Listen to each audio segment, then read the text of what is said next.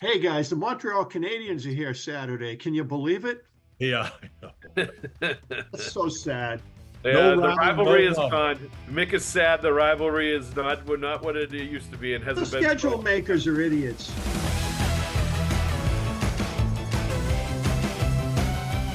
Welcome to another edition of the Pucks with Haggs podcast. I believe this is the Heinz 57th episode of the Pucks with Haggs podcast. We will have no condiment talk today, though. We will just be talking about Boston Bruins. I want to thank my two guests today, a good friend and colleague, Mick Colageo, frequent guest on the show, and also another frequent guest on the show, the Boston Globe's Kevin Paul Dupont, the esteemed Hall of Fame hockey writer, Kevin Paul Dupont, joining us today. Gentlemen, thank you very much for being on the show. The well-deserved Elmer Fergie for Dupes. That's right. Elmer Fergie. Dupes can call it Elmer Fergie because he's in the club. You know, he can be casual, right, That's right. Dupes? I've been called worse. Elmer Fudd would be one of them. Yeah. Let's also thank our sponsors who are not Looney Tunes. FanDuel Sportsbook, America's our CLNS's exclusive wagering partner. Right now, new customers get $150 in bonus bets with any winning $5 money line bet at FanDuel Sportsbook. That's $150 if your team wins. Visit FanDuel.com/Boston and kick off the NFL playoffs going into their second week, NHL action, all kinds of good stuff going on. Let's also thank Factor Meals, America's #1 ready-to-eat meal kit. Fresh, never frozen meals ready in just 2 minutes in the microwave. Delicious, calorie-conscious, chef-made meals. All you got to do is head to factormeals.com/Haggs50 and use code Haggs50 to get 50% off your first box. All right, gents. We are in that portion of the season, it feels like to me. And it's going to be interesting. We'll talk about this, like what lies ahead directly for this Bruins team. But it feels like we're almost in that portion of the season where it's like lose a few, win a few, lose a few, and they're sort of going back and forth, depending on what's going on with the schedule, depending on their injury situation. But we've hit that sort of point in the season where it's, everybody's mostly stationary except for teams that get red hot. And the Bruins are where they are, where they're going to have some, good turns and bad turns. And right now they're obviously in a very good one. Mick, you mentioned before we got on the show, and Monty said this after the game last night, he thought this might have been the best 3-game stretch as far as the wins go, where they've consistently put together efforts in the way that they're playing. Dupes, what have you seen in the last 3 games? And do you believe, this is just a good pocket for them, or that they are, as Jim Montgomery would say, sort of playing the more connected team game, playing a more complete game and building into a better team as we're seeing right now? I guess there's a lot of truth in all of that in terms of, parts. Right now, if you're not Edmonton or Philly, you are kind of in that ebb and flow that you're talking about, Haggs, because and frankly, that's kind of the nature of the sport these days. I mean, when you look, especially when you look in the East, I didn't do the math this morning, but I've been doing the running math as we go.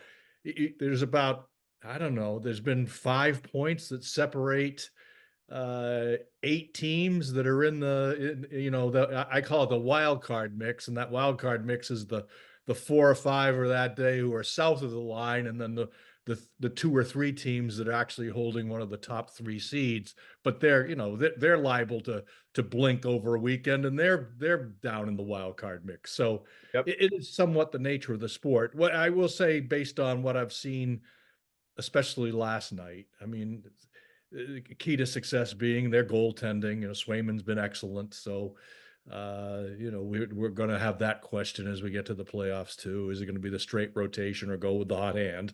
One thing that did strike me last night was the number of times, and I think this is because Colorado plays man-to-man, is the number of times I saw the Bruins really with viable, good, if not a great shot, great positioning around the offensive net, and a lot of freewheeling around the offensive net that I haven't seen. That was remarkable to me last night. Now, is that more concentrated play that Montgomery's talking about, or is that just one opponent? I don't know, but the trend line here is good, and I would say it's because of all the good things that are the foundation of the team. A an excellent pairing in Lindholm and McAvoy.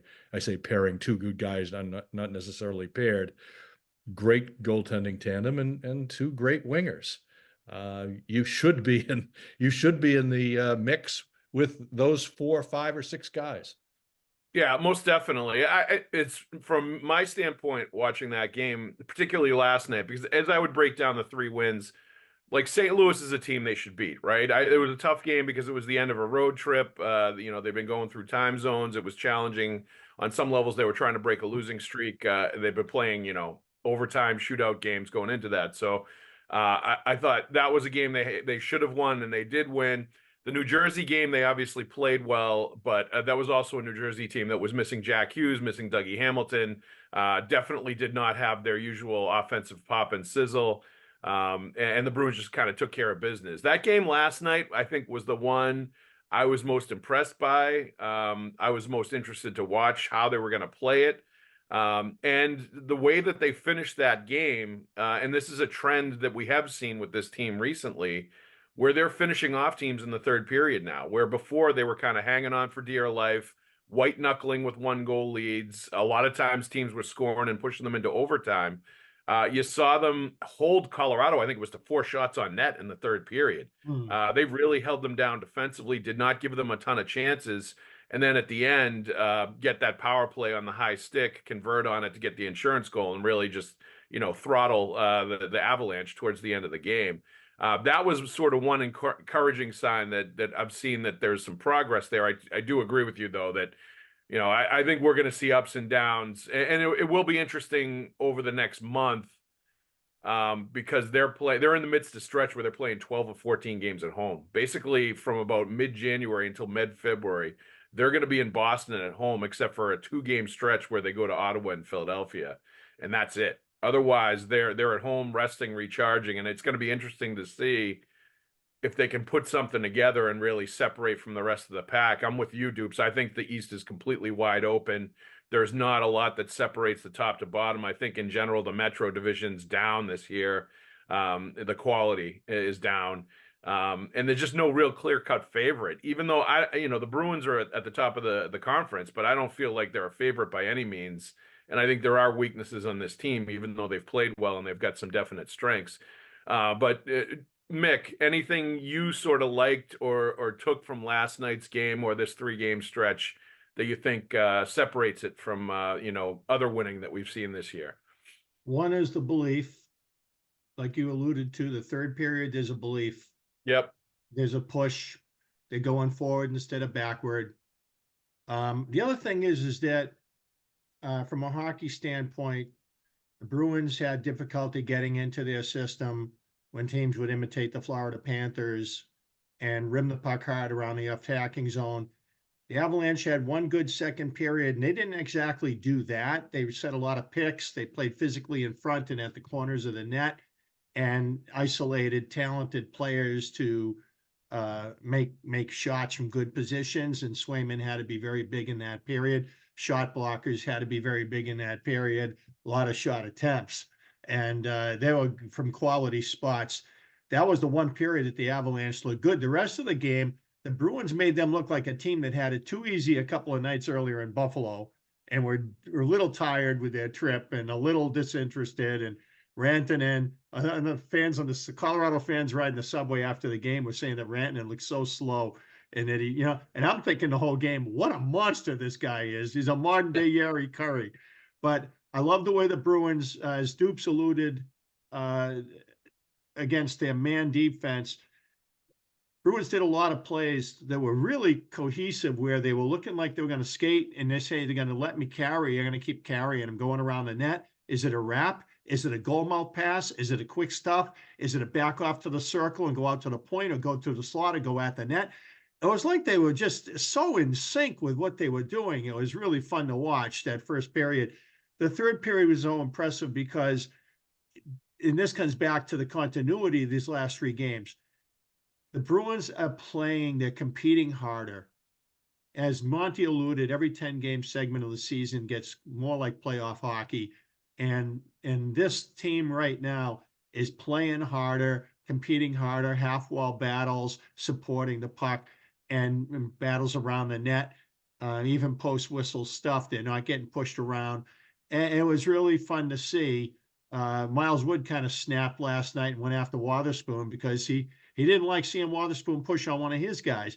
Well, you know, they're used to ruling the roost, and Wotherspoon saying, no, I don't think so, you know, and so there's a lot of battle right now with the Bruins that helps them through the harder sledding parts of the hockey right now. And I think that's a big reason why they're coming out on top in these close ones.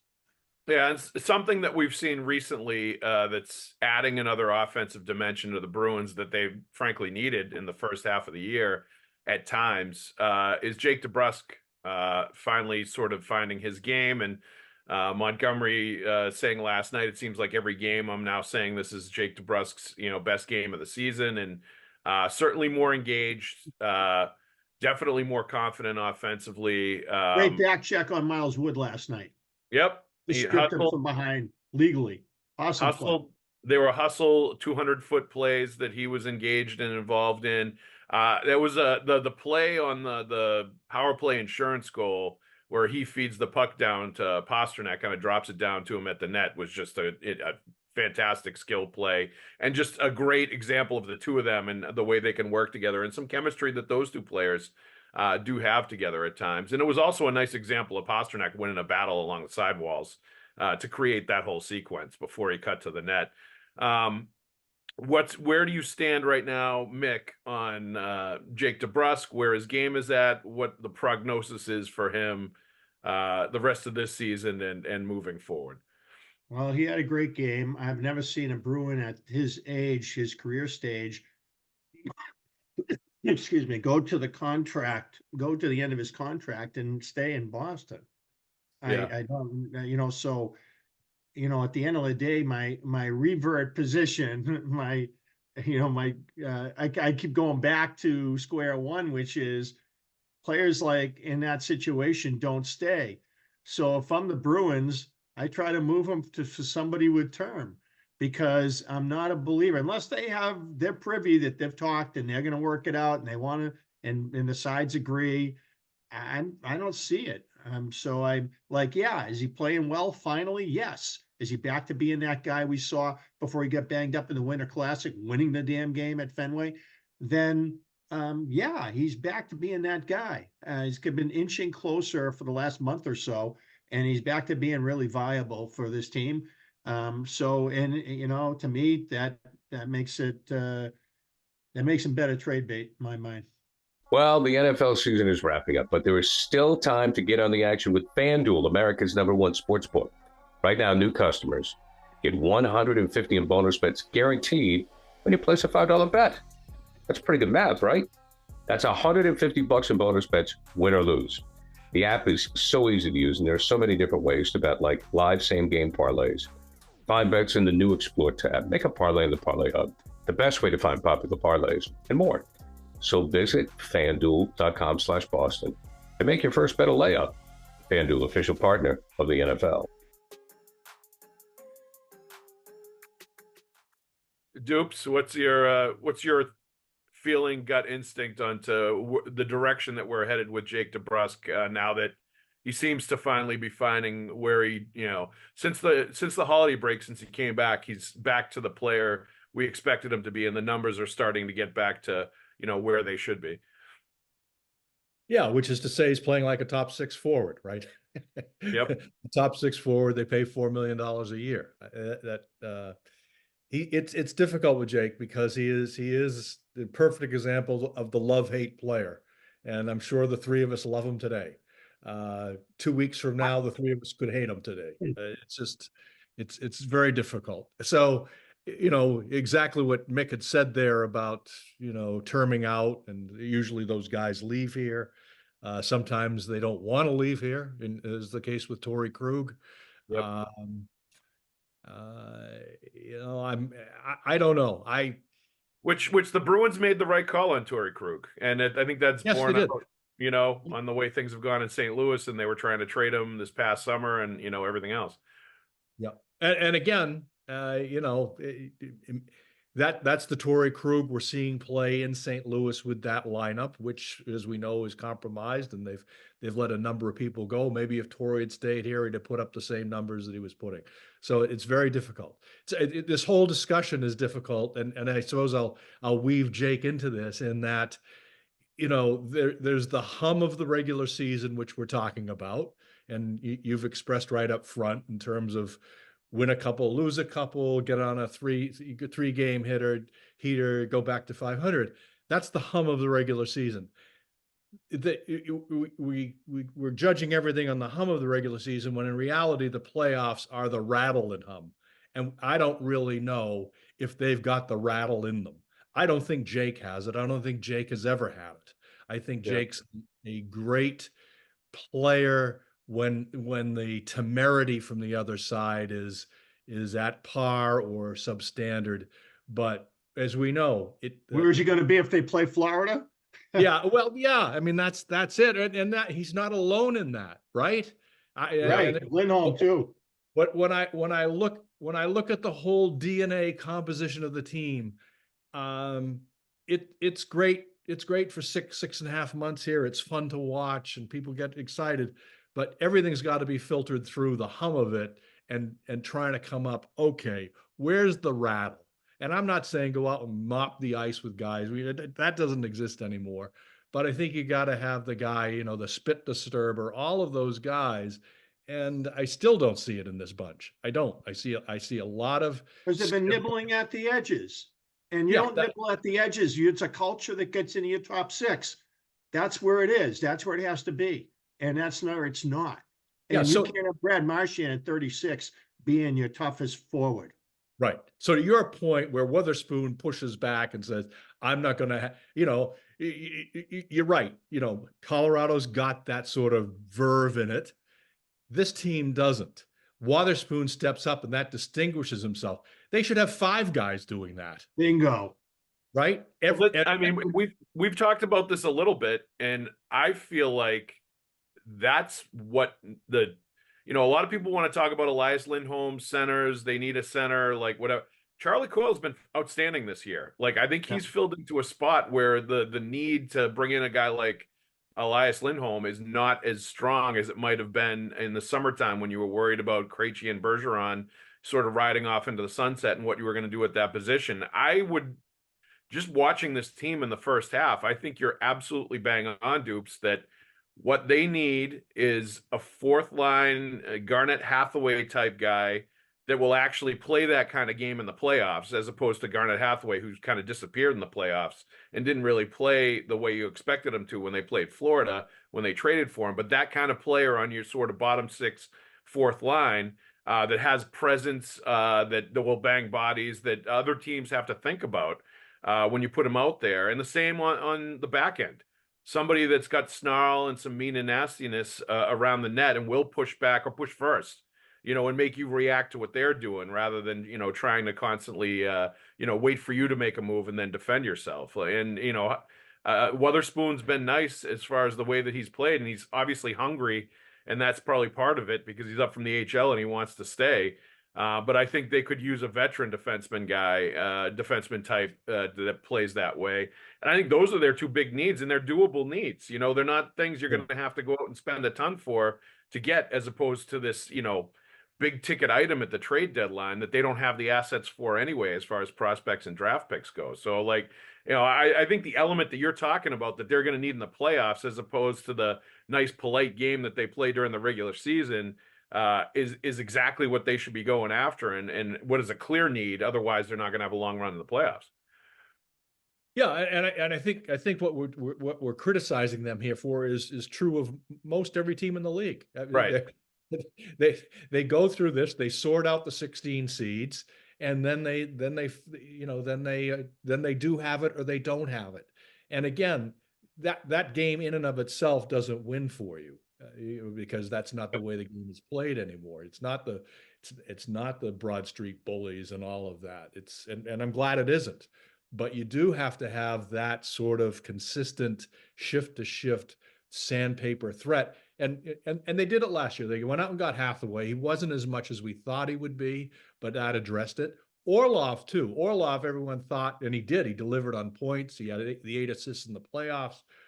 But Orlov had a real nice little nasty niche of stepping up on the guy from just above his defensive circle toward the other team's offensive blue line and putting on a smack. You know, when you've got that threat back there, as we saw when they had with Seidenberg and McQuaid and Z. Boychuk.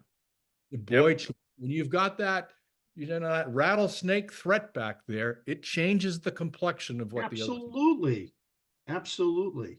You box out with more authority, you protect your crease with more authority. And the other thing is on the forward lines, Bruins used to wear down defensemen going back on their retrievals.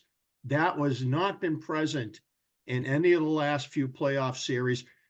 Montour, as good a player as he is, should never have had enough left in the tank to tie game 7 in the final minute like he did. He should have been beaten to a pulp. That's what the Islanders did to Charlie McAvoy in 21. They just set out to beat the crap out of him for 6 games. And Barry Trotz hugged him so hard afterwards, I thought he was going to stick him under his suit coat and bring him down the visitor's aisle and put him on their plane because he loved him, because he stood up to it. But it was a brutal series for him.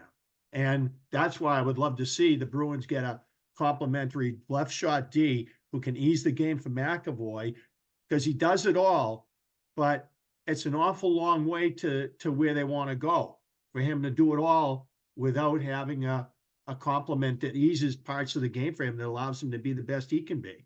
And there's one element, I'll just throw this in very quickly, because one element, and today's the day of I believe, Milan Lucic should be in court today.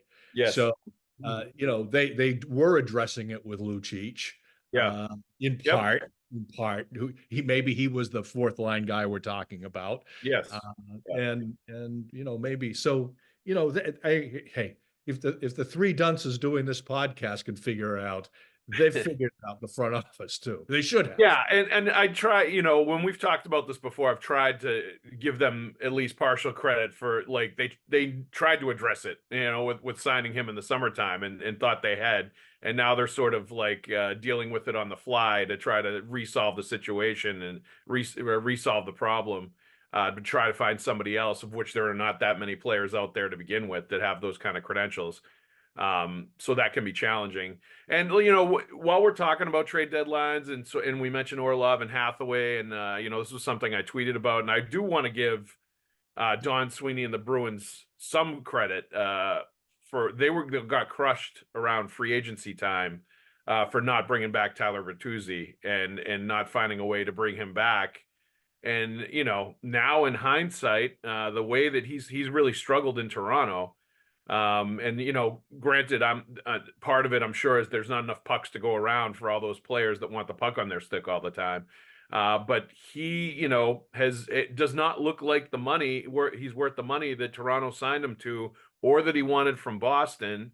And they went out and got a guy that's putting up similar 5-on-5 numbers in James Van Riemsdyk and similar production numbers for $1 million a year. So in the hindsight people's court, I'd like to at least give the Bruins a little bit of credit for not going overboard trying to keep Bertuzzi in what might have been a big mistake and made this team a lesser team this year. He would have been a better Bruin, but probably. But I think the Leafs play too fast for him. He's really got ingenuity with the puck, and he's got a lot of P&V, but he's slow. Point A to point B, which reminds me of another player who might be available is Tyler Toffoli. He's only 31. He can still find the net. He's kind of a poor man's Brett Hull. He's not much of a skater, but he's got a great nose for when to put the puck at the net, and he's pretty good at it, as we once saw with what was it 1 second left, and the face-off play that Kopitar won it back to him and he beat Tuukka. That was a tough one to see. But yeah, Toffoli can still, I think he could still help this team and, you know, give him a right-handed shot. I don't think he's worth Jake DeBrusk, but I do think that if you can't get the guy that trends you to being more of a Tom Wilson kind of presence, then maybe you can get a Toffoli who will go through the game. He will play through. So, I think he's still got hockey in him. I would add to your point, Haggs, that I think the front office did an excellent job with all those bargain $1 million guys. Yes, they did. And not that any of them is overly consequential, but to go in and patch the holes in the wall with $1 million spackle, they did a pretty good job with that. I mean, Shattenkirk is what he is. Yep. He's got none of that kind of push we're talking about. He's got elite hockey IQ. He does. He's terrific in his role. He's terrific. He does. And I still contend. I mean, I know I get laughed out of the box on this one, but I think Grzelcyk might be their best point man, right? If you're going to use Shattenkirk as a point man and McAvoy, I'd like to give them 3 games where they roll out Grzelcyk on PP1 and see what happens. I think there's more there, but that's a different discussion. He certainly has the parts and the skill set, Dupes, to do the things that you can visualize him doing. When he's had those opportunities, the results haven't quite been there. It's like Corey Krug. I was going to say, I feel he like could never stay with Grzelcyk, but he was a genius at the left point. Yeah. I feel like Grzelcyk had chances to play point on the power play before, and we've seen it with not, it's left me wanting anyway, and I think it's probably left the Bruins wanting, and that's why, he doesn't get that shot again. It's too bad that he doesn't have more of that Krug-like sort of creativity, acumen, shot threat, all those kind of different things that he had from the point on the power play. But I also I watched the third period last night. Grzelcyk was struggling big time, and it was hard to watch. There were 3 or 4 shifts in a row where he had bad turnovers, and it was a 1-goal game they were trying to protect. And I feel like we've seen more of that from Grzelcyk this year than we've ever seen before. Well, the U2 illusion by Dupes there, the rattle and hum, when the rattle comes in the playoffs, that's where Grizz gets beaten up a bit. And one of those plays last night in the third period looked like that. Yeah. But again, as I said, it's kind of a sub discussion here. I think he can handle the point. If your criticism is, there's criticism as a lot here. The criticism specifically to the point is, point duty is that he doesn't have the big shot. He doesn't get who does on that team? Name me a point man they've used where you really figure that's a point threat. It doesn't exist with this team as it's presently constituted. But overall, all those $1 million guys, they've proven JVR, all of them, they could all be better, of course, but I think for the role they were in, brought in as space holders in hopes, and this is the other side of the discussion, that some of these kids, Merkelov, we can go through that whole Providence roster. And Patra's on the cusp. Patra, at almost game 50 now, I wish some of these kids had bubbled up more. To me, that's Merkelov is the point. His numbers were, he didn't get offense in Providence until the middle of the season. When he finally did, they brought him here and he looked really timid. He did. He did. But again, we've seen that a million times. Yeah, he looked like he wasn't ready. Exactly. We see that a lot with guys the first time they come up, and part of it too was, he was thrown into some 3rd, 4th line situations too, where he's not going to be able to show exactly what he can do. And I think it was a little bit of both. As far as the point goes, like the one guy we have not seen there a lot of these defensemen, and I don't know if the trust is there to put him there that much yet, but is probably the most well-equipped to do it is Mason Lohrei. Given his skill set, given the shot that he has, given all the things that he can do creatively with the puck, I would like to see him. I think that's where he would shine more than any of these other situations while he's up with the Bruins, is if you put him with the other skill players on the top power play unit and said, go play and show us what you can do. Now, that's a tough sell to put him at the top, number 1 power play point ahead of Charlie McAvoy, ahead of Hampus Lindholm. Like that would be difficult to do, I think, just given the egos involved, given everybody wants to be in that position. You know what, though? Sometimes they have to live up to what they say. And their locker room banter is that it's all about what gets us wins and everybody's equal in here. And so sometimes you got to live up to that with some tough decisions. And Lowry, I think, if anything, they probably look at him and say, yeah, we love the fact that he is unabashedly confident with the puck and he will make plays to keep the puck and stick handle around people and wow the crowd, not for that purpose, but that's the result when he does it. And because he's got that skill and he can skate like hell and it's fun to watch. I think they envision him in the long term in that role. I just think that they feel like he's a little turnover prone right now for lack of experience in these, as you go higher increments of situations and you're looking ahead to playoffs, they're probably thinking, why dabble that way if we're not going to ultimately go that way? So, right. I think that, but I think they should, because I think the upside is so high. And I think if you could get him reps doing that in the second half of the year and have him in a good place by the time the playoffs come, I think your power play is going to be all the better for it, and I think they should at least give it a look. But given the circumstances involved, I can understand why that's going to be something that might not happen, just given all of the factors at play here. I think that would be a bold move to do that. And I don't know. McAvoy wasn't even a power play player at BU. I like Charlie McAvoy is a very good all-around defenseman, one of the best all-around defensemen in the league at doing everything. Yeah. I don't think he's a power play quarterback point. He's not the ideal guy to put in that position. He's got a lot better at it. But he wasn't that player in college, and it took him a while as a pro to get it to integrate it. We do have Factor Meals to help us out. America's #1 ready-to-eat meal kit when it does get busy, when it does get crazy, when we do need a quick meal. They fuel you up fast with flavorful and nutritious ready-to-eat meals delivered straight to your door. Takes less than 2 minutes to cook them. They're fresh, never frozen. Meals ready in 2 minutes, like I said. They have calorie-conscious options, going upscale with some of the things they're offering now, like surf and surf meal options, roasted garlic filet mignon, and shrimp and Cajun spiced shrimp and salmon, which is like right in my wheelhouse. This is the kind of stuff I'm all about. So it's got everything for everybody. There's 34 plus chef prepared, dietitian approved weekly options for meals. You can get snacks, you can get breakfast items. Like it's a great deal. So if you want to get Factor Meals, go to factormeals.com/Haggs50 and use the code Haggs50 to get 50% off of your first box. It's a great deal. I've tried it. It's fantastic. I recommend it to you. We love these ready to make meal kits, especially when we're on the go with our kids. So one more time, that's factormeals.com/Haggs50 to get 50% off your first box. You won't be sorry if you go to Factor Meals. It gets the Haggs thumbs up seal of approval.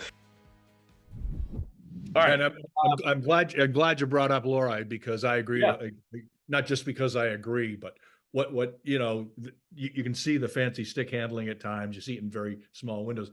But what strikes me right away about him is he's shot ready. He's kind of like and I hate to even draw this analogy because people run off with it, but kind of like Bork. As soon as I knew you were going there, yeah.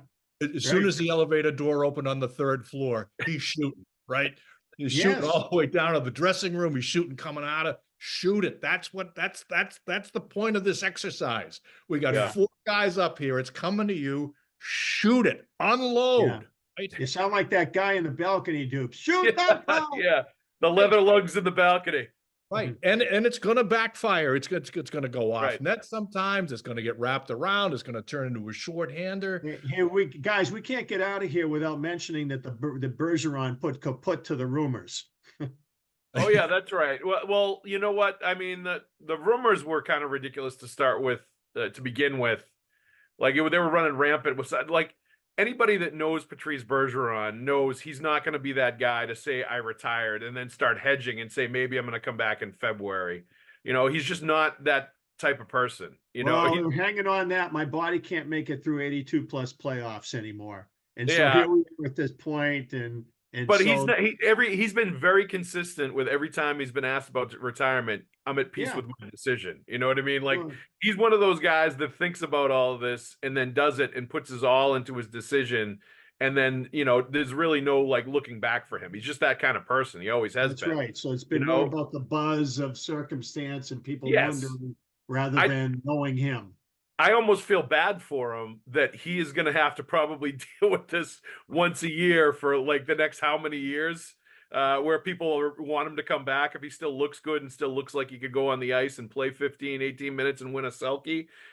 People are going to continue to stoke this up if he goes out at Warrior and decides to work out on the ice and get a skate in. It's going to turn into he's coming back.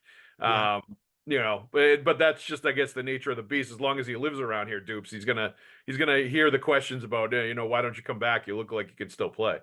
Yeah, it's a symptom of being adored, right? And rightly so. I mean, people loved him for who he was and how he played, and that's the, and it's a sport that, as all sports are, deal in nostalgia as an equity, and he's that guy. So I haven't felt he'd ever come back. I didn't even consider it. I did better chance that he'd, I don't know, end up playing senior league in Quebec or something. Just Hey guys, the Montreal Canadiens are here Saturday. Can you believe it? Yeah, I know. That's so sad. Yeah, the rivalry is gone. Mick is sad. The rivalry is not what it used to be and hasn't been. The schedule makers are idiots. Yeah, but it doesn't even, you know what? And as long as Montreal's irrelevant and they're not in the playoffs and they're, languishing at the bottom of the Atlantic Division, it's not going to be a rivalry until they get back into the postseason and they're an adequate threat for the Bruins. I don't disagree. However, they've had some wins lately against decent teams. And I'm not saying that there's any chance of a push here for them, but they're not as easy and out as they were a year or two ago. No. And Marty St. Louis got them pointing in the right direction in the front office there. Like, they're going the right way. There's no question about that. One thing I wanted to hit before we sign off, Jeremy Swayman played a 6th game in a row last night. I would suspect that Allmark's going to get the next start. Yeah. But, he's obviously, that's the most he's ever played in a small amount of time. He was able to maintain a pretty consistent performance, really still play at a high level, even though he was playing, a handful of games over, less than 2 weeks. And I thought it was interesting what he said the other night, not after the last night, but after the win over the shutout over New Jersey.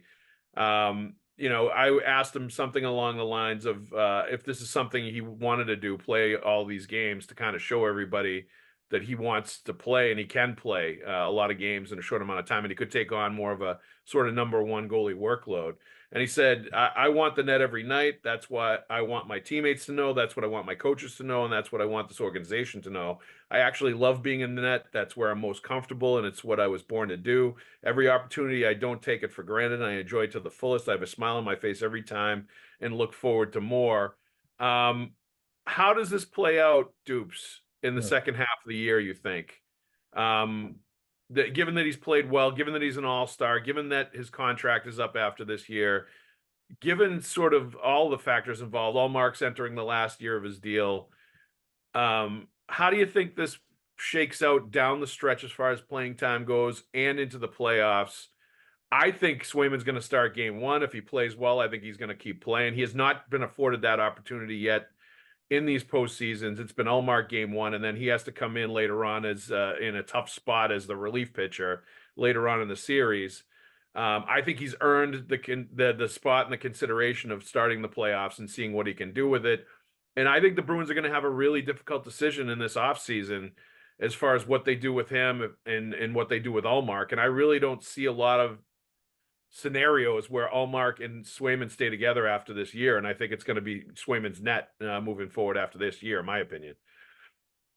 A great question and a real difficult one to answer, and because of for all the factors you've just put on the table, money being principal among them, right? Because it's clear he'll want to be paid. I think he should be paid. He obviously let it be known. I'm not going to say disgruntled, but he's got that arbitration award in the back of his head, so that there's a lot in there, and the discussion we're having here in mid-January could be totally different from the discussion we're having in mid-April when it's about to start.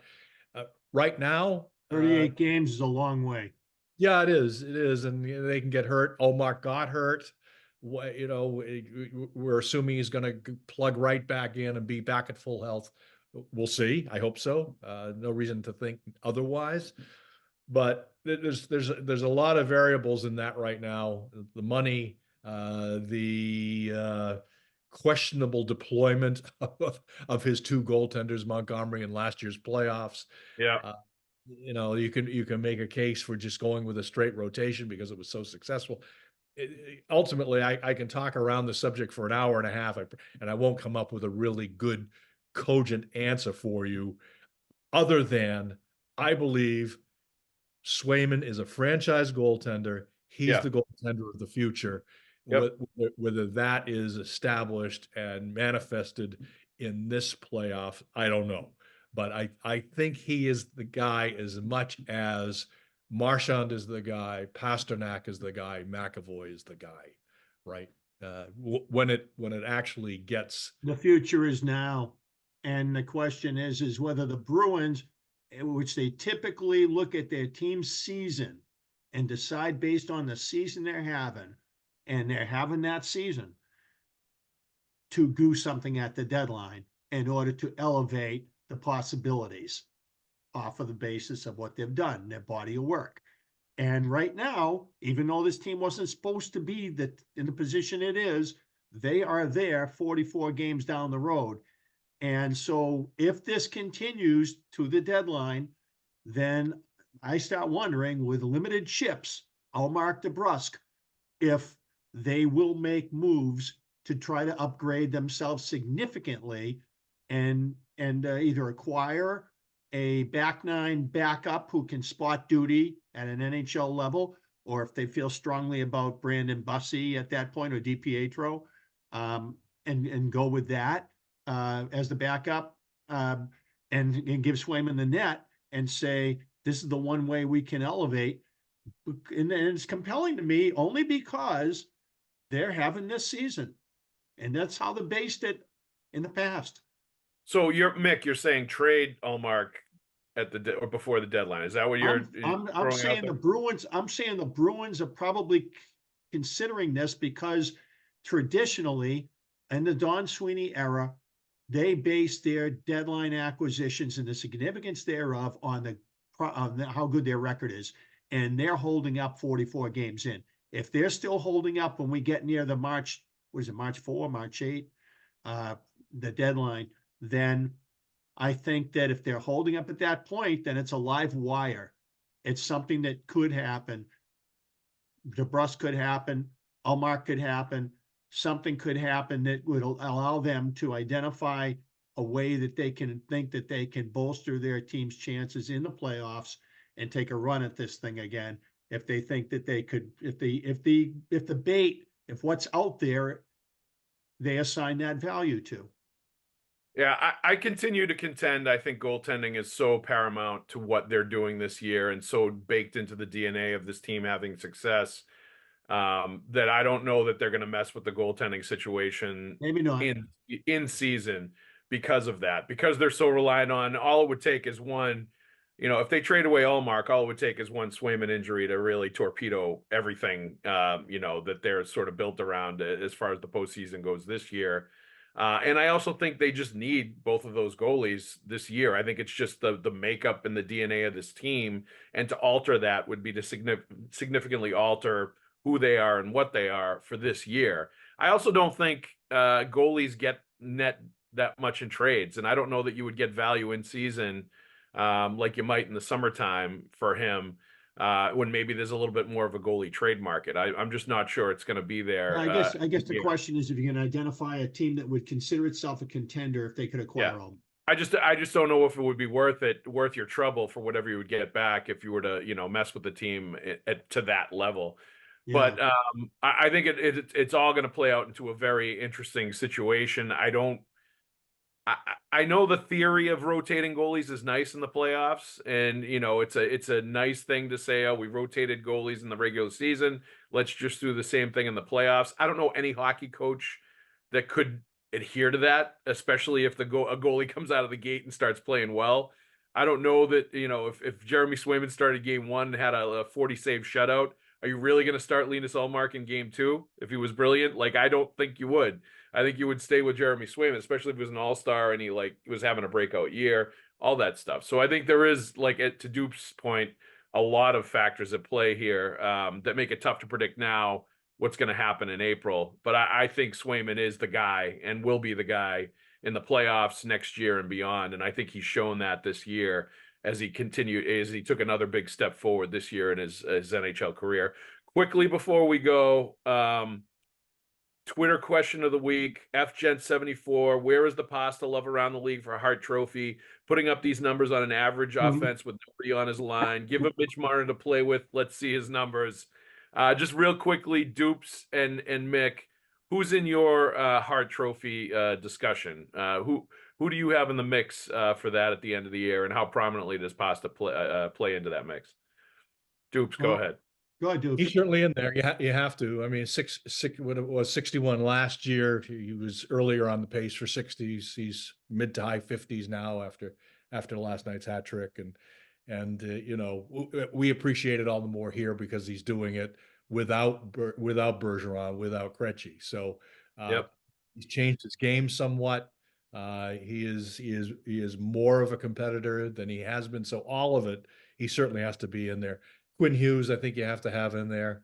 Yep.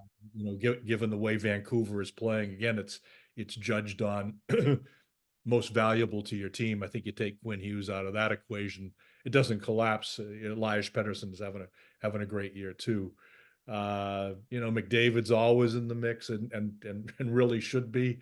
I think Zach Hyman should be in the mix. He's having a tremendous year for them. As I was saying on a podcast yesterday, he's the player Toronto wishes they had. They had him and let him go. So you can always come up with goaltenders. Kucherov again, that Tampa, we didn't touch on this. I was going to bring it up earlier. Tampa has sagged. I don't know whether it's just fatigue, as it often is, as we've seen with Pittsburgh, but Kucherov is having a hell of a year. So he is. He's been unbelievable. Yes, The guy, I think the guy we saw last night. And McKinnon, he's second in scoring to Kucherov. He's a +10. I think you take him off that Colorado team and you have a giant hole.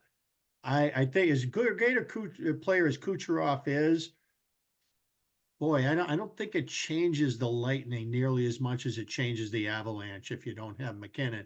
The other guy that we haven't talked about here, and we'll see what happens to their team down the stretch here, but Sidney Crosby is just carrying the Penguins on his back.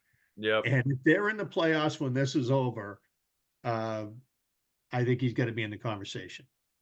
Yeah, I think he should be in the conversation for a couple things. I haven't looked at the numbers lately, but I remember Greg Wyshynski asked me earlier in the year to do with one of those awards, sort of, you know, where you're at as far as your favorites. And like, I had him in the conversation for Selke too, which he's never won and never, I don't even know if he's ever even been a finalist before, but I think Sid deserves consideration for something like that as well. I mean, he's always been a great defensive player, good face-off guy, good center, like all that stuff, 200-foot player. So I think he deserves a little bit more love in heart and that as well. Thank you very much for the time, guys. I appreciate it. Good stuff. Mick Colageo, Kevin Paul Dupont. Appreciate you both. Let's also thank our sponsors. Factor Meals, America's #1 ready-to-eat meal kit. Delicious meals ready in 2 minutes. Chef-made, calorie-conscious meals, fantastic. Go to factormeals.com/Haggs50 and use code Haggs50 to get 50% off your first box. And let's also thank the exclusive wagering partner of CLNS Network, FanDuel Sportsbook. Right now, new customers get $150 in bonus bets with any winning $5 moneyline bet. That's $150 if your team wins. The app is easy to download, easy to use. Spreads, player props, over-unders, so much more at FanDuel Sportsbook. So if you haven't gotten involved with it, get in, start spending some money, start winning some money. It's all good. Visit FanDuel.com/Boston and kick off the NFL playoffs that are going on right now. Kevin Paul Dupont, Mick Colageo, I will see you both at the rink. Thank you very much for the discussion, boys. All right, lads. Good to be with you. And Dupes, kudos to you for mentioning Quinn Hughes. He's a +33, and that's a defenseman for the Hart, and I love the idea. I don't think they get enough love. I agree. And he will definitely get consideration for the Hart. All right, everybody. Thank you for listening. We'll see you at the rink.